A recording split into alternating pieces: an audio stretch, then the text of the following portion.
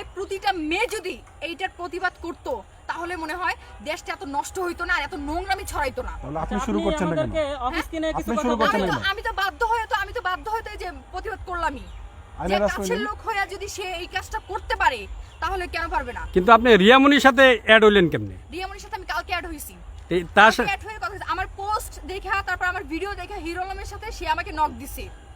যেহেতু রিয়ামনি তো হিরো আলমের বউ ছিল হ্যাঁ। এবং মাত্র 2 দিন হলো তার সাথে ডিভোর্স হয়েছে, তার সাথেই গিয়ে আপনি মিশে গেলেন।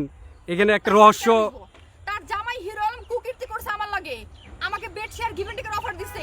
তো এটা আমি পোস্ট করছি ফেসবুকে। এটা রিয়ামনি দেখে আমাকে বলছে যে হিরো আলমের সাথে তোমার কি হইছে, আমি ঘটনাটা বলছি। ও বলছে আমার মতো তোমার মতো যদি প্রতিটা মেয়ে যদি মিডিয়াতে মুখ খোলে আমার মনে হয় না যে ও এরকম নষ্ট আমি করতে পারবে, কোনো মেয়ের জীবন নষ্ট করতে পারবে। আচ্ছা আপু, আরিফ দাঁড়ান। আরেকটা প্রশ্ন আছে, যে প্রশ্নটা হলো রিয়ামনির সাথে এখন তার সতীন আছে 5 নাম্বার বউ, যেটাকে বলছে, সে বলতেছে এটার সাথে পরকীয়ার কারণে তাদের সংসার ভাঙছে। এখন তো তার সাথে একসাথে গোসল করে। করবেই তো ভাই, করবে না?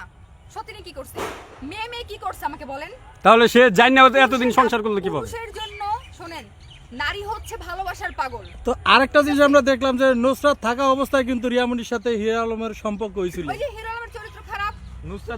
তাহলে কি রিয়ামনির